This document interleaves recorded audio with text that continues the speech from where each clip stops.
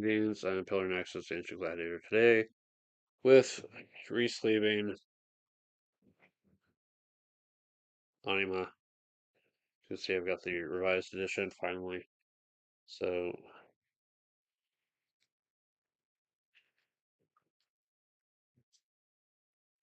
no more black border finally. What I'm going to do with the old color sleeves is I'm going to throw them into the older copy of the game and then sell the used game with extra sleeves. So in the event someone else gets their own copy of the expansion, they already have the sleeves to work with. Alright, so what else is going on as I work on this?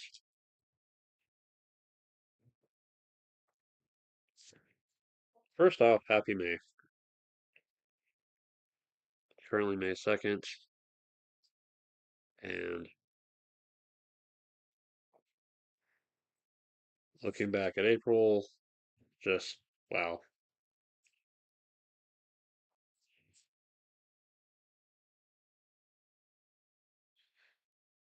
Here's hoping for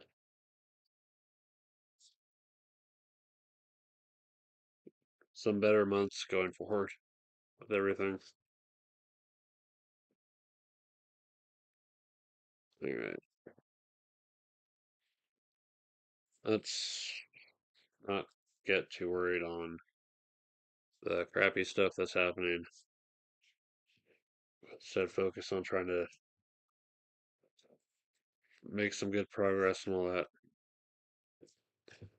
Celebrate the little victories.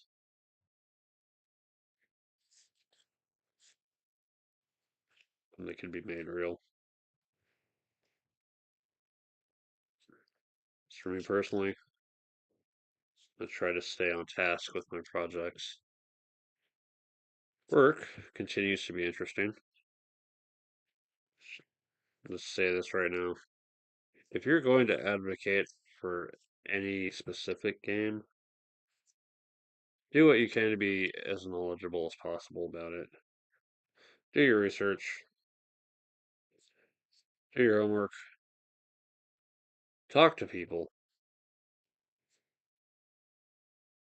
Just so much of tabletop gaming in general requires communication.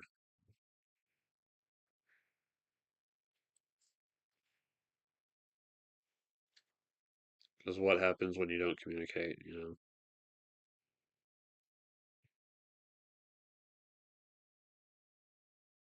Yeah, there's some stuff I'm going to have to keep off screen or otherwise hidden because I don't know how YouTube's gonna react to it. Alright, oh, sure, fine. But yeah, there's like one card game I would love to get going again, and the Enforce of Will.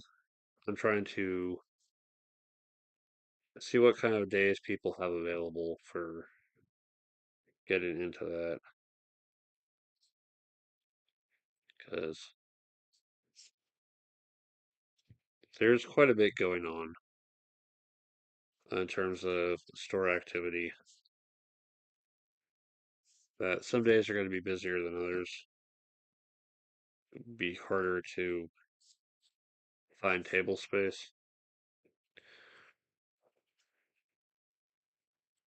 And that is the one wrinkle of, you know, any kind of using any kind of retail establishment as a hangout.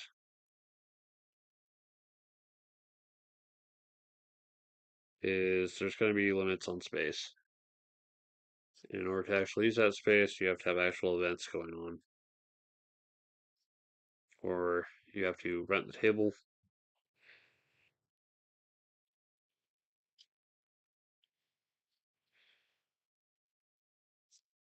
because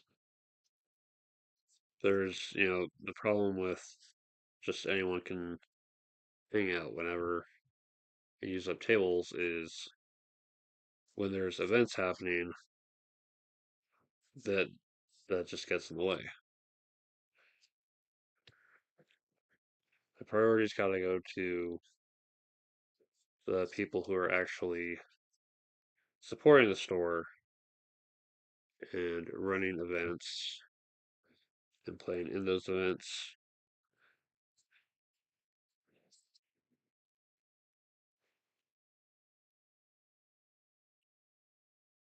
And again, with the limited space, there's limited room for events in general. So priorities have to be considered.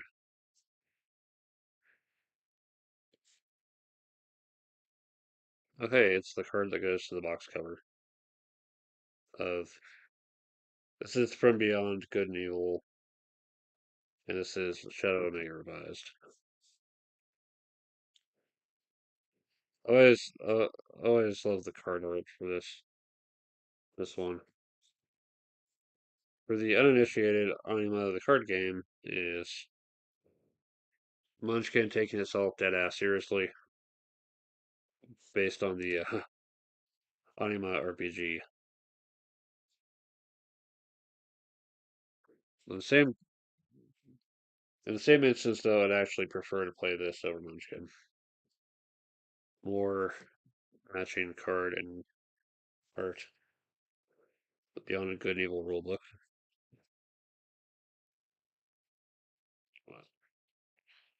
As you can see, I'm trying to keep certain art hidden. It tends to be that it's more suggestive in this set.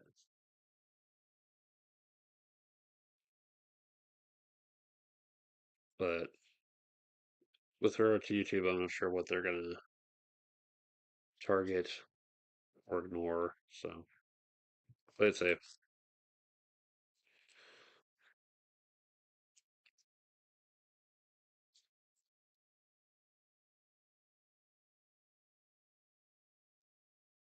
Yeah, between the setting and the characters and all the crazy stuff that can happen, I just happen to like the Anima RPG verse. Now, if only actually I should ever play the game. I've still got the core book and was it book one? Gaia something. Let me double check. Yeah, what about here? Uh, Gaia Beyond the Dreams, I think. Yeah, Gaia Beyond the Dreams, something like that. There's other books too, and apparently they're hard to find and horribly expensive. But you know what? It's fine. I will make do with the books that I have.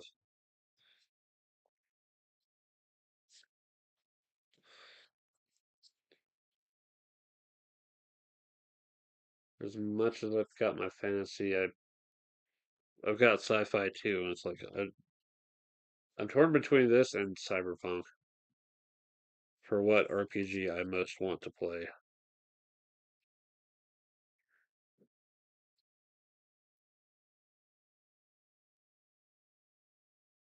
But then again, it's the I also have to wonder, it's like, am I ever going to be good at role playing?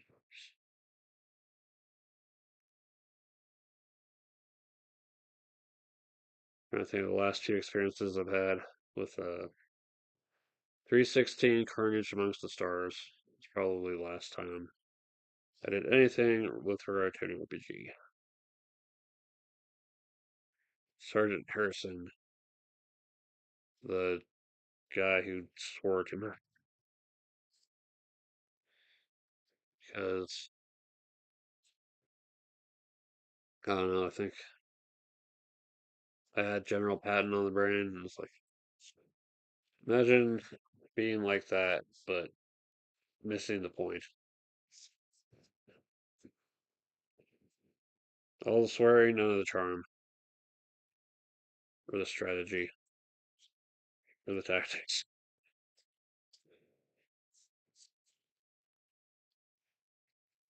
And before that, other RPGs I've tried out.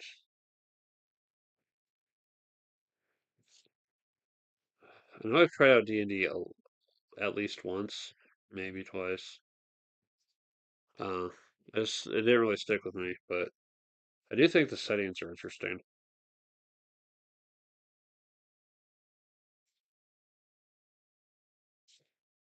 And then there's Vampire the Masquerade, and the two times I played it, once with the Ravnus, once with the Brujah character. My fond memory of playing as Brujah was trying to bust down a door and getting tripped for all my trouble. Guess I wanted to take a more stealthy approach to the rest of the group. And then other than that, there's been Call of Cthulhu. Yeah.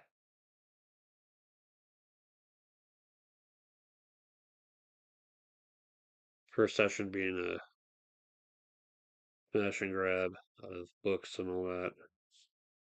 Second one, delving into a basement or cellar or something, finding some weird stuff.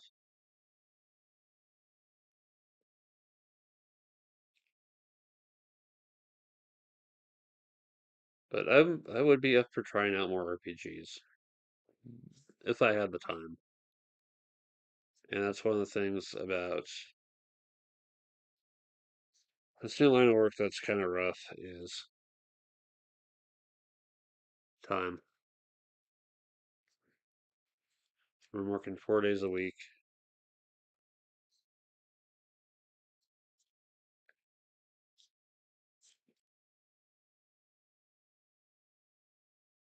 I don't really have time for anything else on those days aside from work. And I'm working from the store opening to closing, so there's no getting away from work to go jump into a game. I mean, if they just don't need my help, then fine, I can take the rest of the day off. But it means not getting paid, and at this point in time, I'm going to need all the financial support I can get. And so,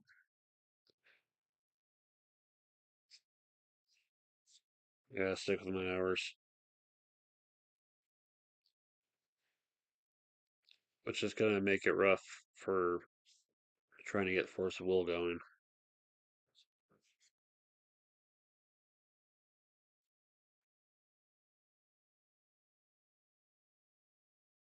So far, the two people I've had share their interest with it have wanted to be there for Wednesday, and I currently work Wednesday. So something I gotta look at going forward is what days I would reconsider.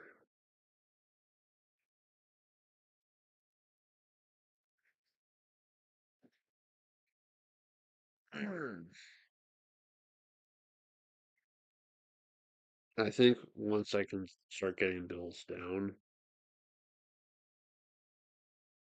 I'll have more room to work with to work fewer days. But for the time being, my priority has to be secure my financial situation. And you know what? For the time being, that's fine.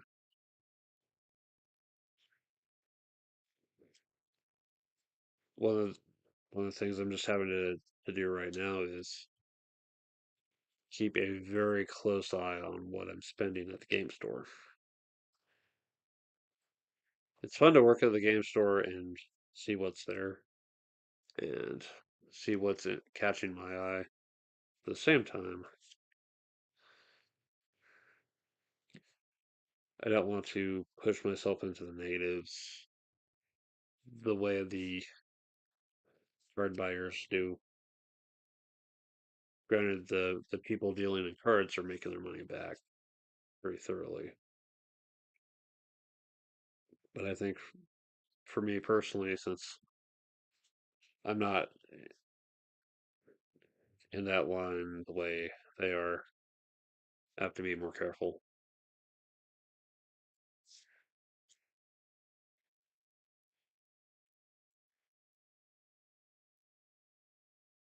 That said, there's still stuff I look at for buying, whether it's demo games for the shelf or things I want to feature on the channel here.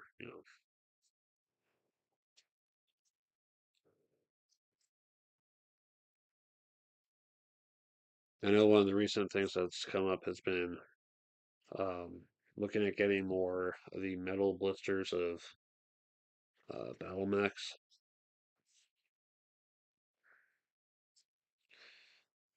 I picked up a few, um, and I also put in for an order of like 8 other mechs that I'm looking for. Very specifically, I'm looking for mechs from the Dark Age era that make that were made use of in the Republic of the Sphere. I have fond memories of MechWarrior Dark Age, and so that era of BattleTech is the one that captures my imagination most.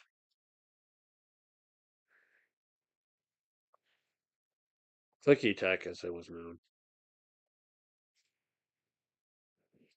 It's a very interesting approach with vehicles and infantry, and if you had the points for it, a battle mech or two.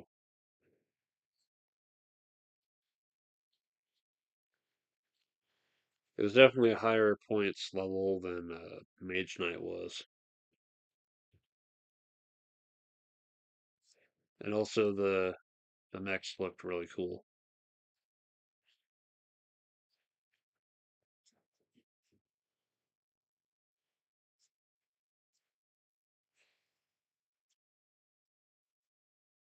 Fortunately, the clicks type of games aren't really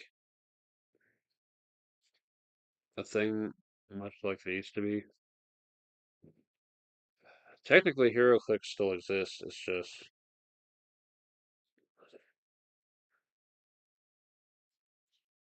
very, very rarely does anyone buy it at the store. It's gotten to the point that we've gotten more BattleTech stuff. Well, the HeroClick stuff is still there, and we're just putting the HeroClick stuff away for the time being. I mean, people can still see it and check it out and buy it if they want to, but for now, just no one is.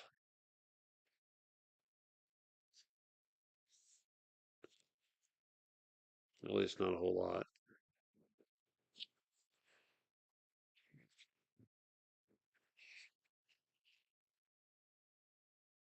Yeah, I remember getting into it with Mage Knight,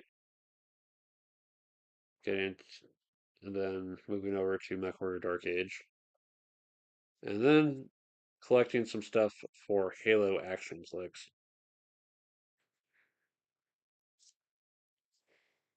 Oh yeah, the red-backed characters. So I was shopping for on my revised edition, and I noticed that for a copy someone was featuring, one of the pictures features these. These are only ever added to Beyond Good and Evil and Twilight of the Gods. They are not in the base game. So I'm wondering what's going on with that one.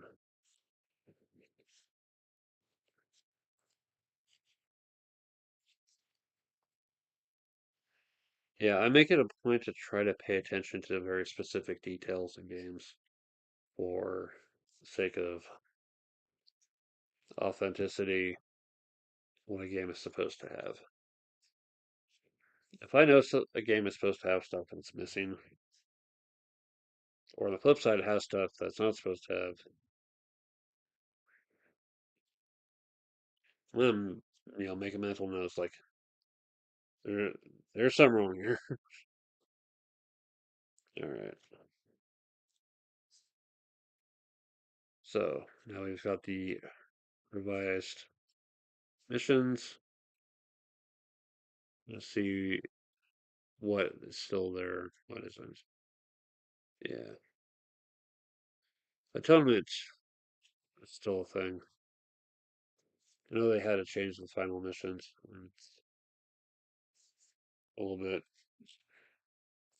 because revised edition uses the crisis approach from the later games.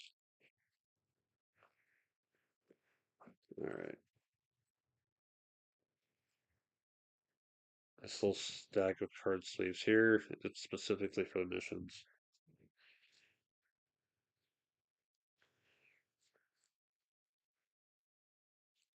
It's entirely possible that I may need to swap out card sleeves if needed. If if I can ever find Twilight of the Gods. That one is so hard to find. Whoever has a copy is probably got it locked behind a safe. That one did something right if nobody wants to hold on. Nobody wants to let it go. All right. It's just a matter of sorting out the rest of these and then get back to sleeping. Characters, final missions. There we go. Little skills, other advantage cards. Got the encounters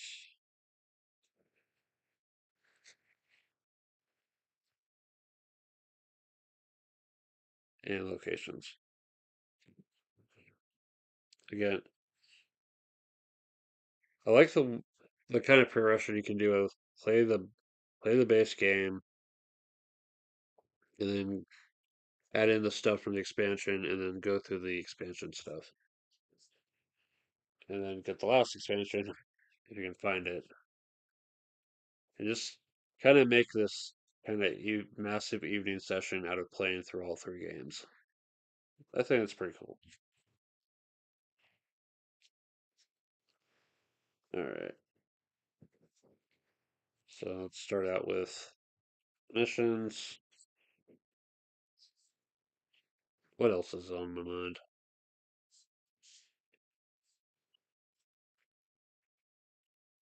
In light of recent events, let's just say that I'm not a fan of anyone making excuses for whatever behavior they intend on demonstrating. I don't care what the conditions are. If it's nothing changes the fact that an unethical action is unethical. And I'm going to leave that right there. Whatever, whatever relationships and whatever dealings you have with others, just be responsible. Okay. All right. Other stuff.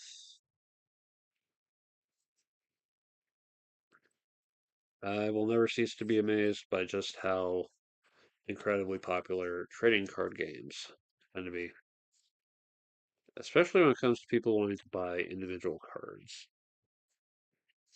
Because being able to customize your deck by simply buying the cards outright is a thing. And because it's a thing, it's got to keep happening unless something makes it not viable. I know there have been other ideas with card games to try to mitigate that. There have been the living card games of Keyforge. I guess that might be the only one. No, not that one. Keyforge is the unique deck approach. Living card games include 40K Conquest, Game of Thrones, Warhammer, uh, Arkham Horror, or Call of Cthulhu, one of the two, and Netrunner. Recent version of Netrunner. One of the issues I had with 40K Conquest was in order to have a playset of cards from the base game, you need to buy multiple playsets, which screws people that might have joined into the game out of it by taking away copies. You know, if you have like a little playgroup that can share, that's one thing, but nothing like that ever happened with the people who ended up playing Conquest that I ended up playing with. Alright.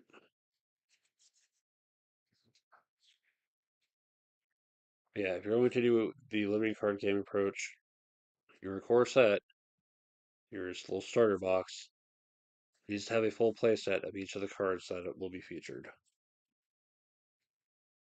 Okay.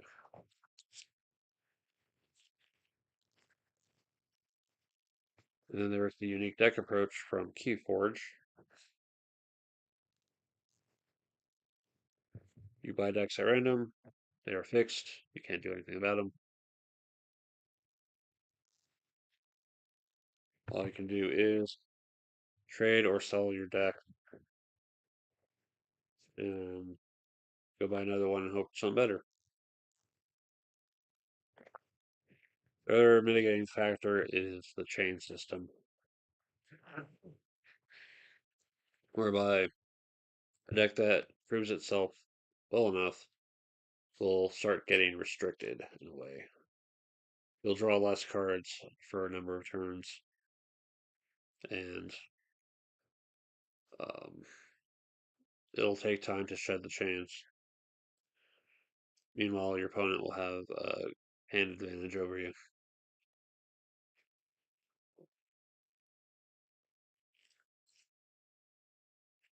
About 5 sets into the game, the algorithm was broken. It just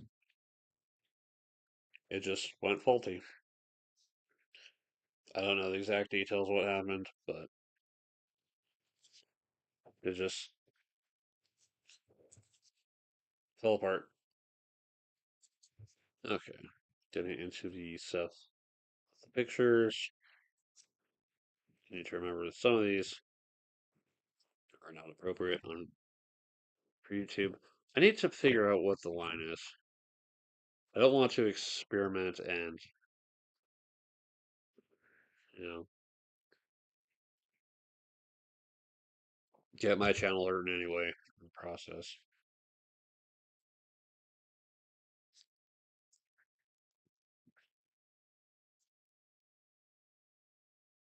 I went out of my way to age restrict the experimental line stuff, even when it was unlisted, and even with making them public, because I just don't know. I need to remember any of the same. It's kind of yeah. Just get more of these later if I need them. If I can ever get Twilight of the Gods. Yeah, there are some pretty bold shots in some of these of some of the characters.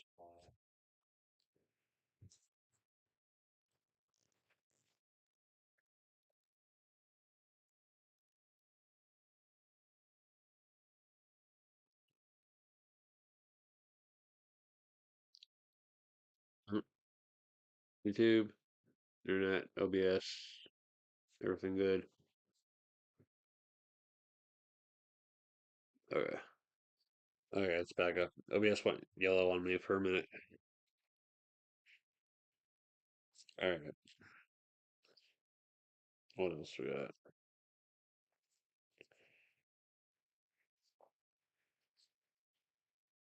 Oh yeah, one of the things that revised edition came with was a mini catalog from Fantasy Flight during that time, 2008.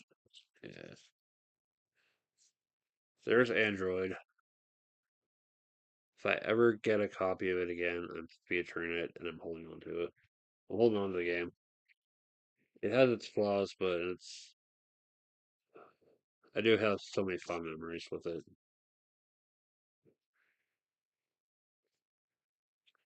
There's Condottiere. Um, this one, for some stupid ass reason, is expensive. I don't know why. Be nice to find a copy of it.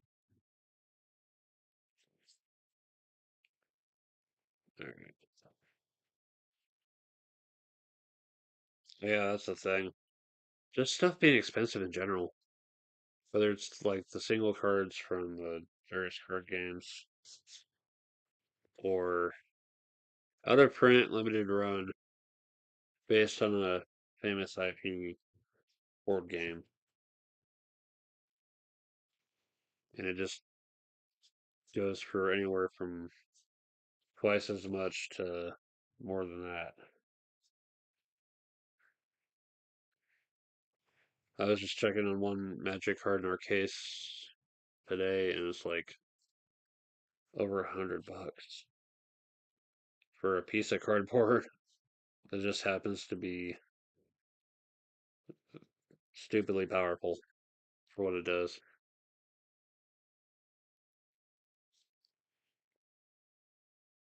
I need to see if TCG Player has a specific sound for Black Lotus or not. Not that I've ever seen a copy of it around here, but that would be amusing because when you scan or add manually certain cards to TCG Player, it makes a certain sound that tells you just how valuable it is. It's a very interesting effect, but if you're trying to figure the prices out and stuff discreetly, that may not be for the best.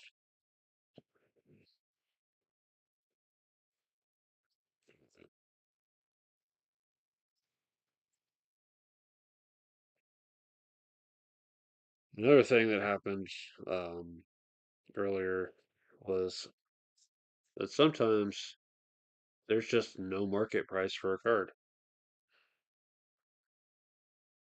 for games that are a little more obscure. That's understandable.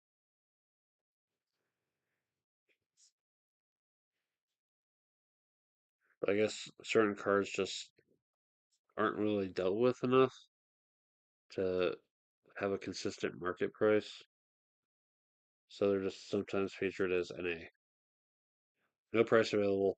Good luck figuring it out. I think in that case we looked at another version of it and went off of that.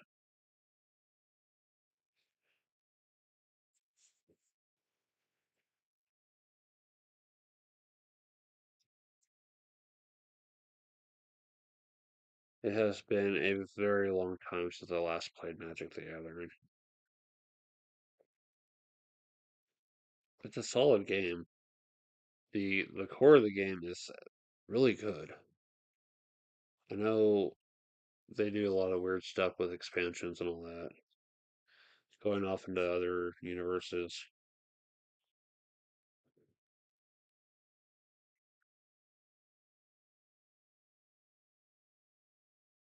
The one thing that always impresses me with the game is just the art. Just very solid art style. between all the various artists they've had over the years.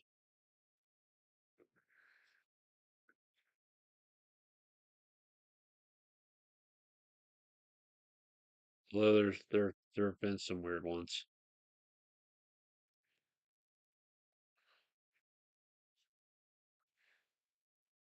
Stasis tends to be one of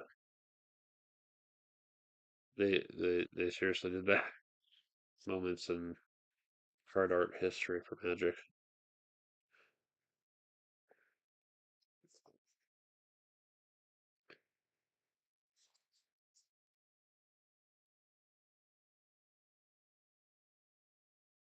It's also got a lot of formats going for it.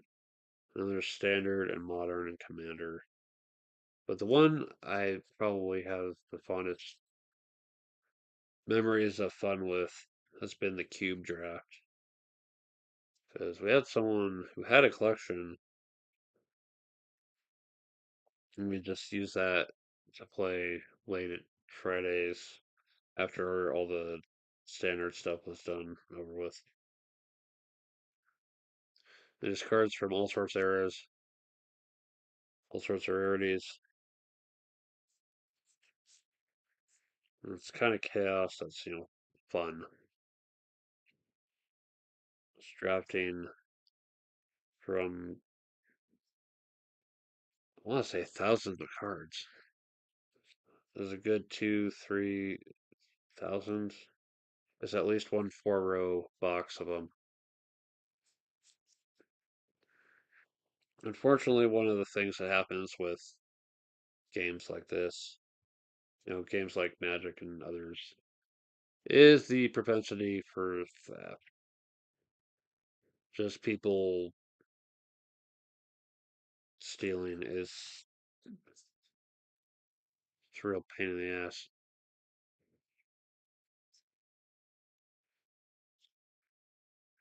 It makes it hard to trust anyone.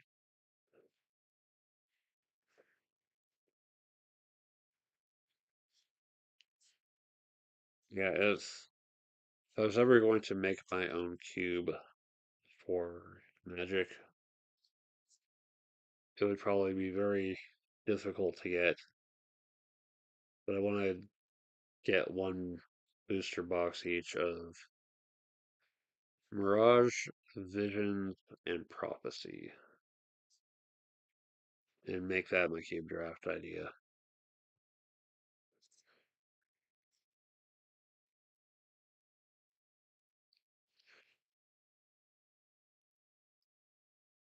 I'm sure there are others that would probably be more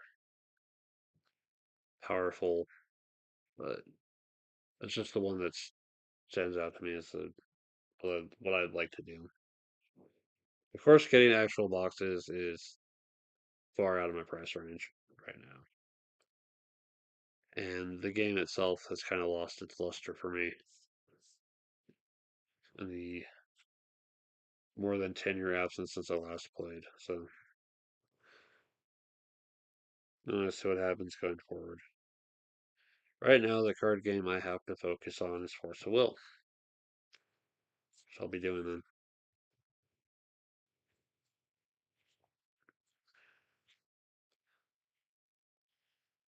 Looking through the booster box that I got for Force of Will, it's like, well, there's a lot of weird terms I have never heard before.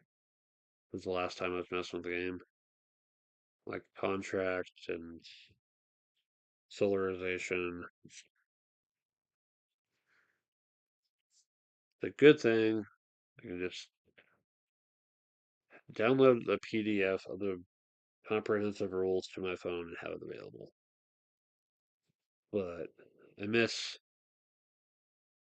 when a game was nice enough to include a comprehensive physical rulebook all its own, or a reasonably comprehensive rulebook, because a lot of the starter decks, dual decks for Force of Will, have a sheet with a fairly easy to grasp set, easy to grasp set of rules on the back, on the front and a lot of keyword stuff on the back. There's a ton of keywords for some.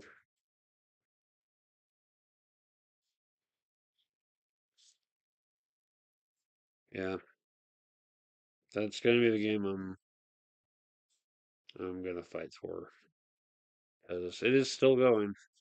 People are still playing the game. Still, they're still making sets for it, and it just happened to be that in my early era of working at the game store, they had a couple demo kits, and I'm like, could I take one of these home and like look through it? And I did, and I got sleeves, and I sleeved the cards, and that demo set is now available for people at the store to mess with. See if they want to try out the game, and then move on to the next step, which is the dual decks that we have available. I actually sold some of those. I'm kind of surprised, but just happy. When I write down something for the order sheet and we get it in and someone actually buys it, that makes me happy. It means I made the right choice in writing something down that somebody wanted it and they got it.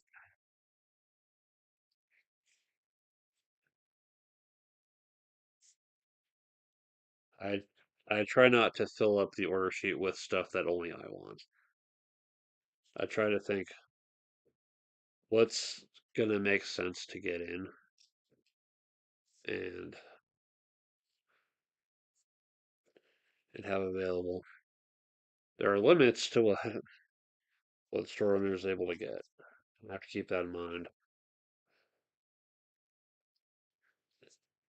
because all I do is just get stuff in, and there's no guarantee that it's going to sell.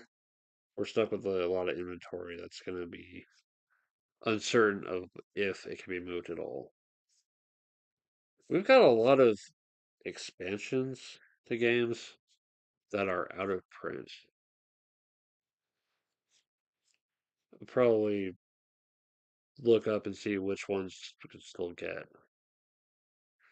Something I might look into is look up the old game on eBay. If the copy is available, pick it up and then go get the expansion from the game store.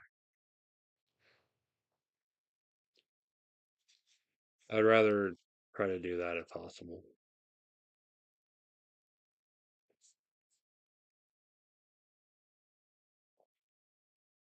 Failing that, I'm thinking about just after we've got this shelf situation figured out, establish a spot for all the orphaned expansions. That in the rare event someone does have the core game, then the expansions are right there if they're looking for it. But it's just kind of wild how many games have come and gone over the years. You get the base game, and then people want to expand upon it. And there'll be expansions, and sometimes people pick them up, and sometimes they don't. And then the game goes out of print, and then if there's anything left over, then that's what's left. And I hope to sell it.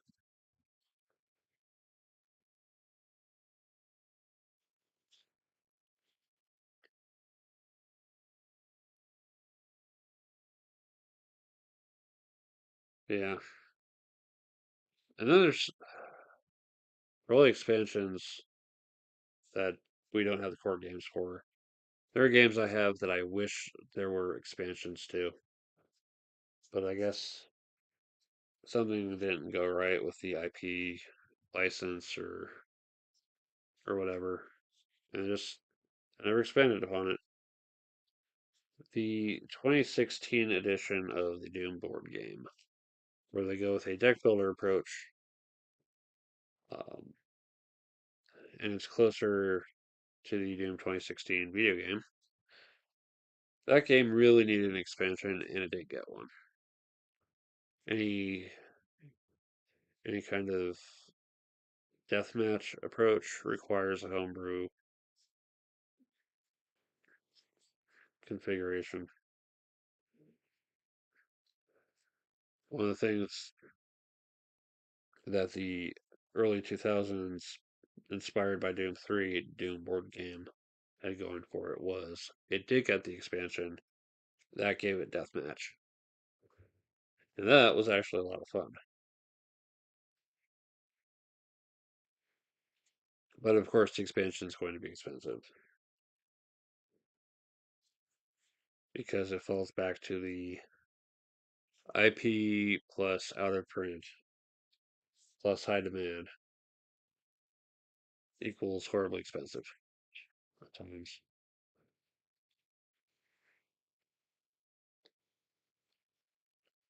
That's why I had to spend $300 for Brood War expansion to the StarCraft board game. After all,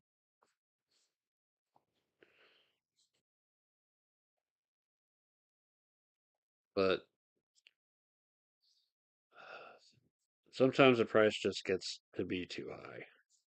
I'm like, this is cool, but I just don't see me buying it anytime soon.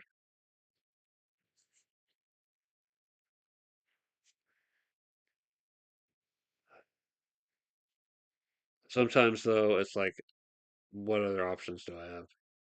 That's why I spent money on the freaking Clout Fantasy booster boxes, expensive as those were, just to see if what I could find different.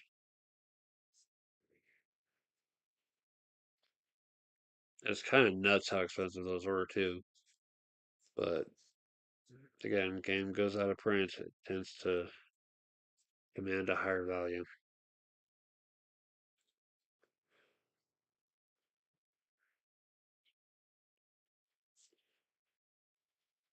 There's a game, there's a gaming option I haven't really looked into all that much that I might consider for the future for trying out games that are otherwise unavailable. That is print and play. I'd have to have access to a printer and be able to use the files accordingly. But we do have the local library where we can just print out black and white pages for 10 cents. That, as long as the game didn't require too much in the way of color, I'd probably try out a game. Try out a print and play game. But from there, so that might be something I look into for trying out. Also, something to look into for my own designs because I keep thinking about my old game designs and the fact that I've done nothing with them, and wondering if maybe maybe I should.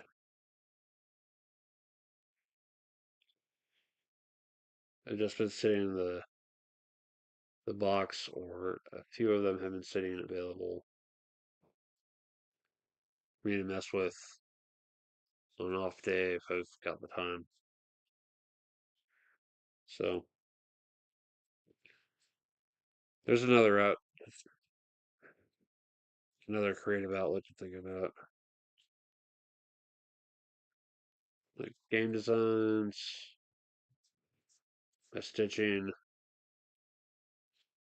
some painting canvases that I got ages ago and still haven't done anything with. I seem to collect a lot of potential blank canvases, cardstock, paper, index cards with pencils and pens and scissors and tape to just make just about anything I can think of.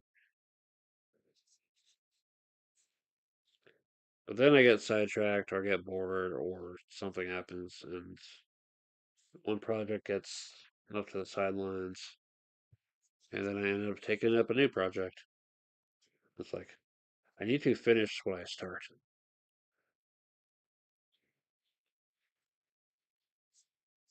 I need to go through everything that I have in mind, see if it works or not, see what I can fix if it doesn't work, bring it out to test,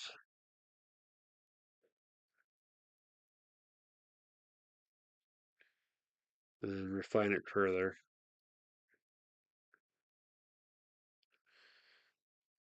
I've been working on ideas for games for the last decade and a half, but most of them have just been sitting off to the side. I haven't put in the work to try to finish anything, or at least test it out. So maybe that's one of the things I gotta do this year.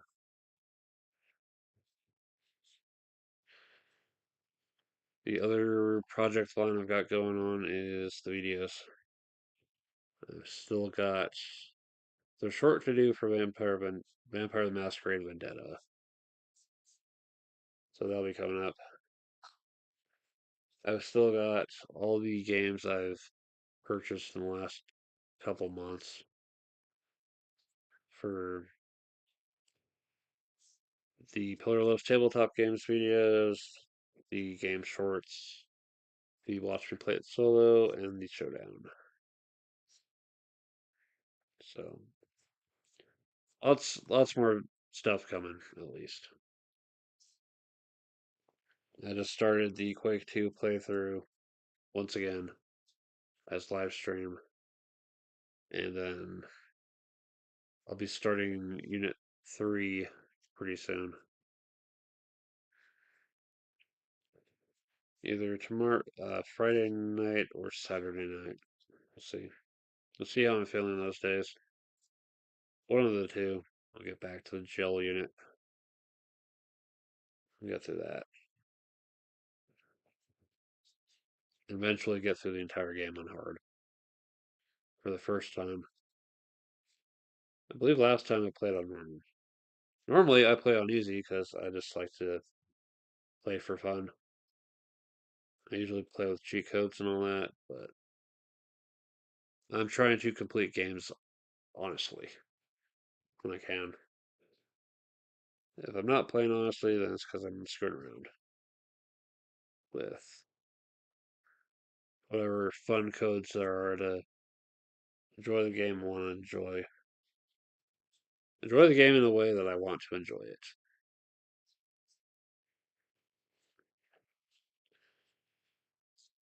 Really, if you're playing single player, why not have the fun that you want to have with it? Cheat codes, mods, whatever makes the experience more entertaining. Go for it. As long as it's playing solo.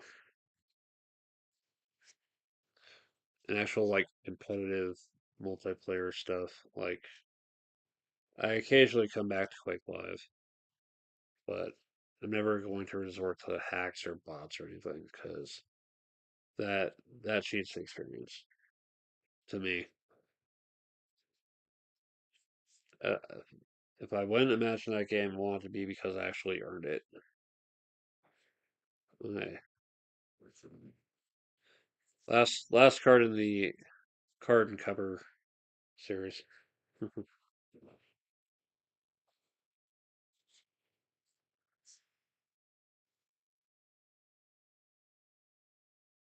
Yeah, as I mentioned with TCGs, I say for games in general, it's impressive just how many are out there, especially the kinds that are available. Their approaches to the world, whether it's procedurally or just established from the start, counters, narrative, if there's a narrative at all.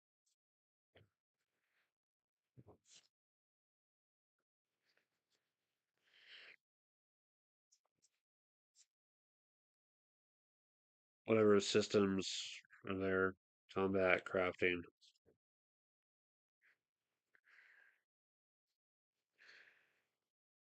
There's a lot of different ways to put a game together. The one thing I try to hope for in any kind of game is that it's fun. And that's part of where I'm stalling out on my own designs is I feel like my games were just made to get the idea out of my head and into something real. I've I'm not sure how fun they would actually be.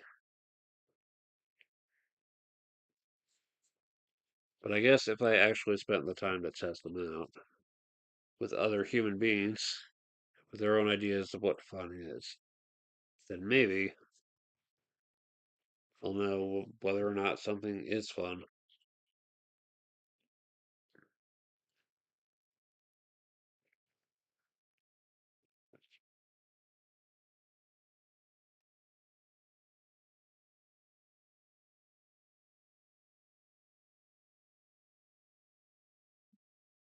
I feel like sometimes a game is just a facilitator for creating your own fun with other people. A lot of times we'll just play a game and just certain situations will lead to certain memes coming up. There'll be stuff that I recognize and some that are like, wait, where's that from?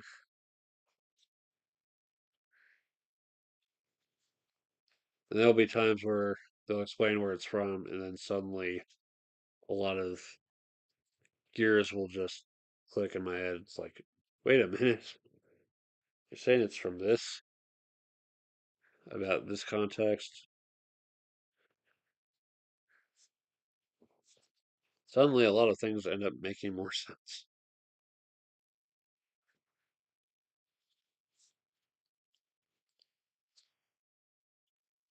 It's kind of weird how far back certain pop culture bits go that people remember and endlessly repeat.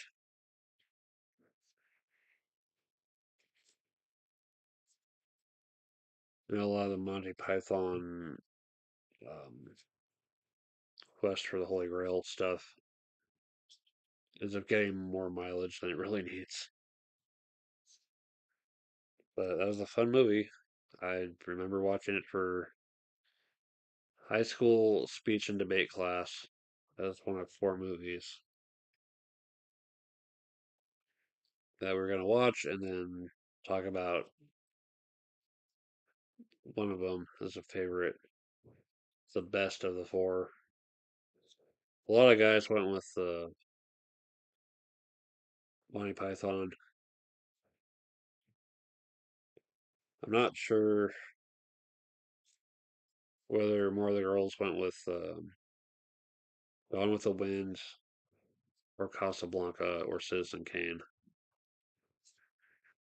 But as much as I enjoyed the Monty Python movie, I I ended up with a real soft spot for Casablanca.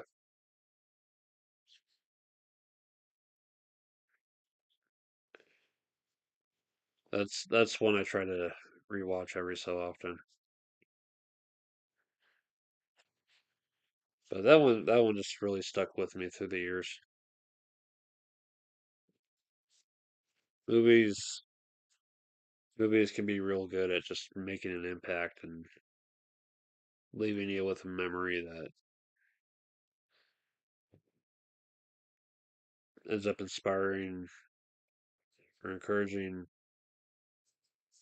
what you want to do for the future or just other ways of thinking.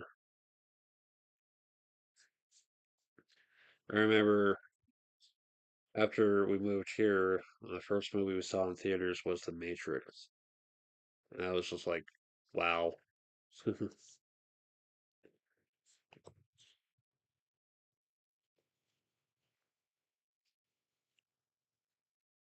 Yeah. You only get one brain in this lifetime. And the best thing you can do is use it responsibly, use it creatively.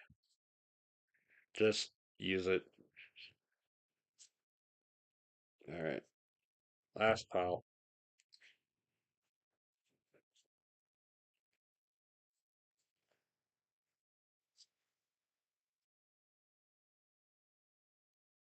Let's see where the camera comes for the card stack. Let's see here. Let's get a mover. All right. What else is going on?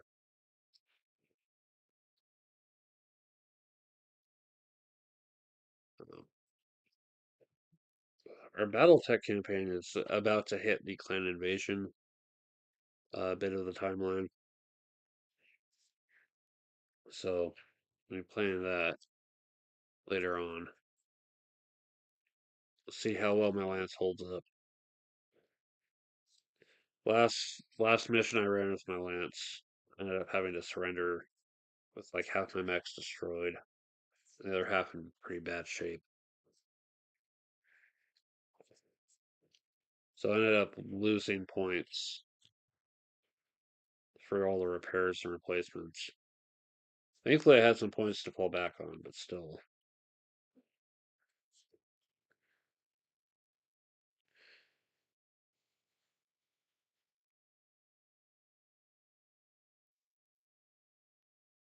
There's mechs that I'm looking at for. I need to see what's actually going to be available, and then try to build up to those. It's funny, I started with the actual force pack box, the Intersphere Striker Lance, and then my second stage of mechs is just a random assortment. And now my third stage that I want to build up to is a force pack once again. I appreciate that the force packs exist as just kind of a way to get a purposeful group of mechs to work with.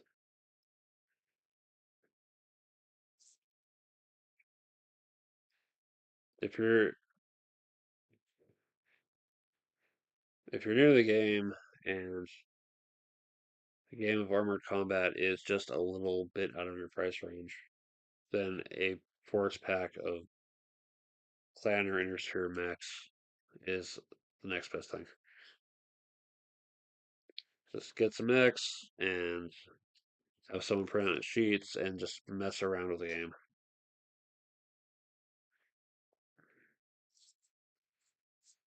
Although, if you get a game of armored combat that gives you some rudimentary mech building rules, I need, I want to find the tech manual, the most recent one. That way, I, I like building mechs for just ideas. I still want to find a way to make the the hatchet, but for like a left hand for a mech. Maybe I have to get creative and make one myself.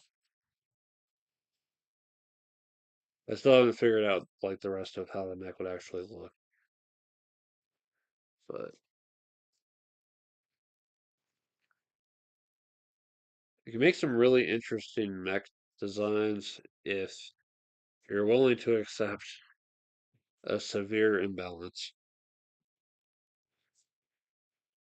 Because there's your your speed, your armor, your equipment,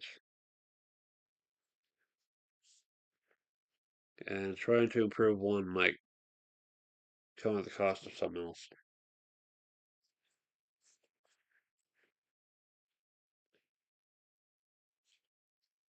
Yeah, it's just fun to think up ideas for Big, stumpy, fighty robots.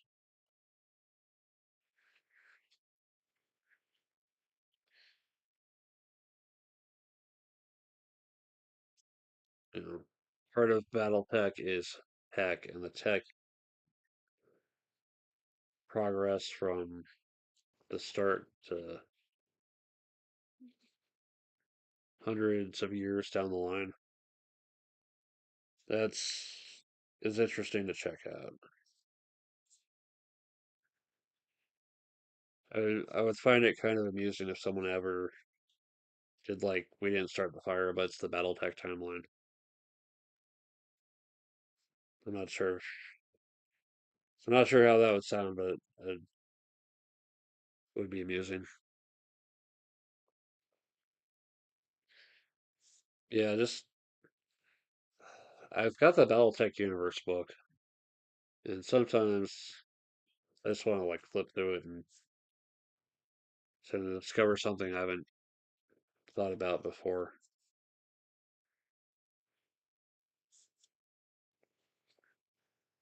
As I brought up previously, I'm picking up mechs for the Republic of the Sphere, the Dark Age era, and I'm sincerely hoping they can come in with the order that is being done. I almost want to ask if I need to write down any fallback mechs in case certain ones aren't available.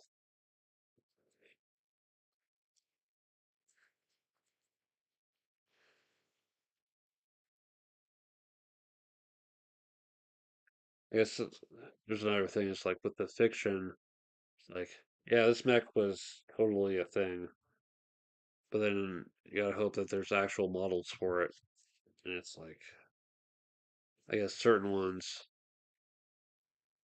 were rendered obsolete after a certain point in time, succeeded by a far better design that is actually has a model and several variants of it. But then what if you want to do something historical in that universe of you know the a mission where those prototypes or those older versions had to see the action on the field and get their asses handed to them and send the message.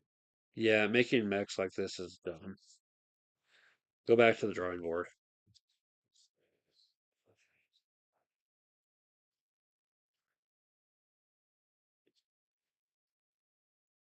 There's so many different eras to play in for the game and different mechs available. I just hope that the there's ever a scenario that calls for a given mech, the model is available. But I guess there was a time where certain mechs just weren't available. Mentioned, but left otherwise left unseen.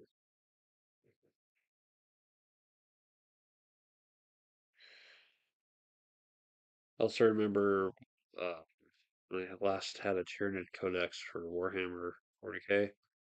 Like they mentioned a number of characters and didn't have the models for them. It's really weird.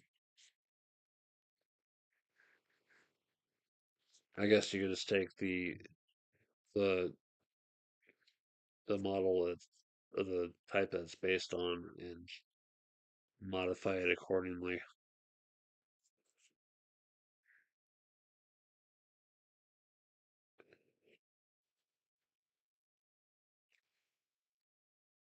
Yeah, if you say there's going to be something in the timeline, there's got to be something to represent it available. Otherwise, why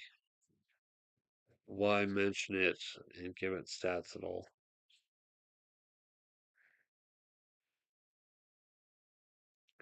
If nothing else, provide a way for players to make their own take on that character. using a kit that's already available.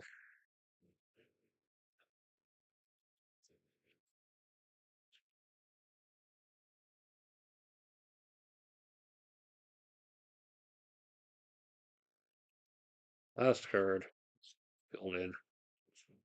All right, here we go. Everything's nice and sleeved consistently. The the old color sleeves can go with the core game. The old version, and the old version is getting sold, and we're gonna have this new setup. The game I'll play. I'll try to play it. This is I think that's a game that can go more than a few hours if luck just isn't going people's way. But I guess with the unique characters, things can go a little bit more smoothly.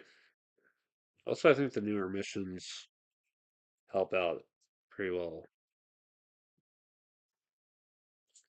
So, what else have I done with this game? Let's see, there's the dice. So, yeah, I've added some dice, a lot of dice. As you can see, we've got attack value in red, and the attack symbol in red with the value underneath it. Speed symbol in blue, the value underneath it. The color. And when you've got a team, it just helps to be able to keep track in total what you got, which is why I include the dice. I remember someone else last time we played this game, they had dice to keep track of like their team total. So like there, there's eight combat, and 11 speed, and then any temporary bonuses if necessary.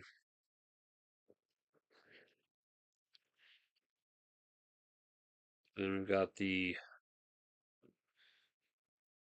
dice for keeping track of turn order. So it's like first, second, third, fourth, fifth. It's entirely possible to rest, get a +2 to the party speed in combat, but also miss out on doing anything for the turn. And there's the tokens for actually being in an area.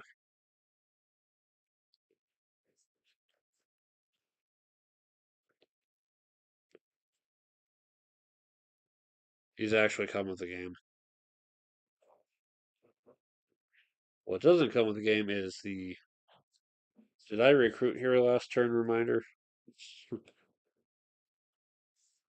So like some of the rewards for one of the rewards for exploring is recruit. So draw a new character. But I've got these tokens as a reminder, like, okay, I recruited here last turn. I can recruit somewhere else, but if I stay here, I have to choose something else. It's a reward. Yeah, I like figuring out what else I can add to a game as a reminder. Help as a reminders and shortcuts and other stuff. Because some games just get weirdly complicated, and for some strange reason, they don't want to add anything to help alleviate the confusion. One of the things that always bugs me is a game that really needs a reference card and doesn't have it. Or it has the wrong kind of reference card. It's like, why? As much as I still have a soft spot for the level 7 games, the lack of reference sheets is just it's dumb. Why? You know, just figure out what people are going to need to reference often and have it available as like a little card or sheet. Because having to double check the rule book a dozen times over the course of the game because there's there's no reference sheet. It's frustrating. Anyway, that is it for today. Thank you for stopping by. Future content, um, Pillar Game Shorts, Vampire the Masquerade Vendetta, and then more of the tabletop gaming videos. The Quake 2 playthrough will be continued pretty soon. Going through the jail unit, where gladiators show up for the first time. It's gonna be rough, especially on hard mode. Anything else? I think that's gonna be it. Stay tuned. All right, thanks for watching. This has been Pillar Next. It's Ancient Gladiator, and I'll see you next time.